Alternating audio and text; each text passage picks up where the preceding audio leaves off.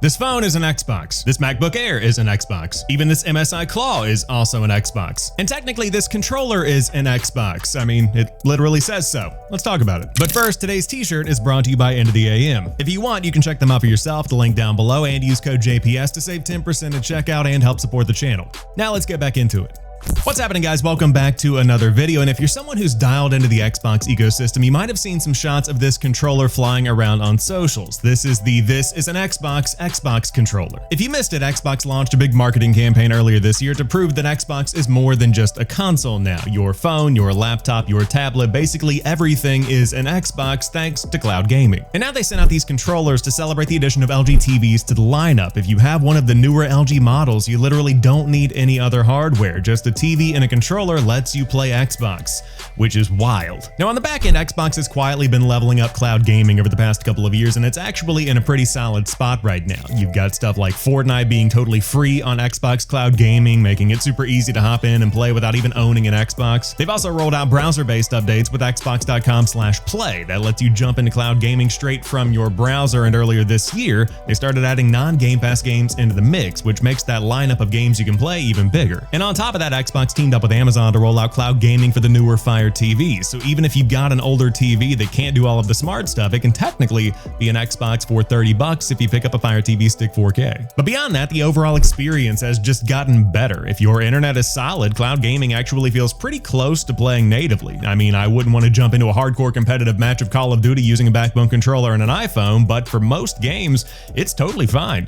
You can play single-player stuff, co-op, even casual multiplayer without any real issues. But up until now, cloud gaming has felt more like a nice-to-have accessory rather than a must-have feature. It's kind of Xbox's version of a handheld experience this generation without them actually making a handheld. Yeah, if you've got Xbox Game Pass Ultimate, which, let's be real, most hardcore Xbox fans probably do at this point, you can play your games wherever, whenever, on pretty much any device, and that's been a really cool perk this generation. But the generation we're in right now is changing, and Xbox is switching things up, literally following in the footsteps of the Switch 2. They are raising prices, and not just by a little bit. Here in the United States, the Xbox Series S is going from $299 to $379, the digital Series X is going from $449 to $549, and the disc Series X is going from $499 to $599. And then the 2TB Xbox Series X is going from $599 all the way up to $729. That is $729 plus tax for a console that's 5 years old.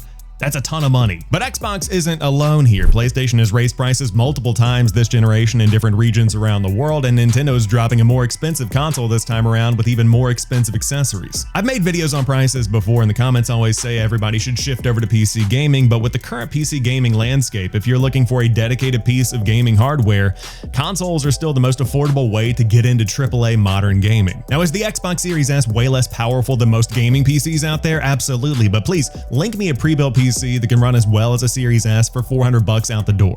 That's basically half the cost of most mid-range graphics cards these days. Just the graphics card, not even the entire PC. Now this is a big shift for the traditional gaming experience, going out, buying a console, buying games, and playing them at home, but it also feels like a big shift for how Xbox could see cloud gaming. It's no longer just an extra perk, it's becoming a major part of the platform. Now listen, if you're watching this video of a dude that's talking about how you play games, you're probably not the demographic that would ever want to rely on cloud gaming as the sole way that you experience your games, and I'm not that either.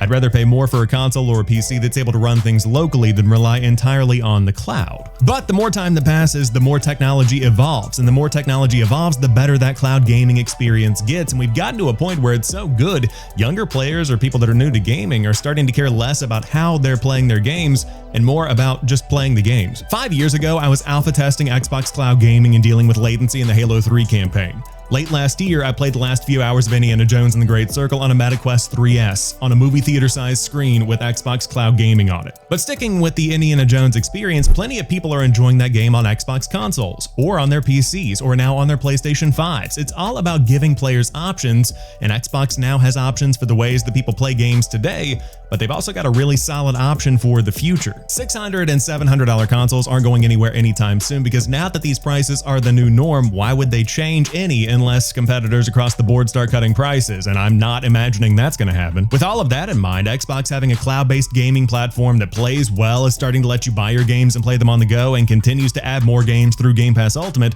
totally free of any hardware requirements like dedicated consoles or expensive PCs.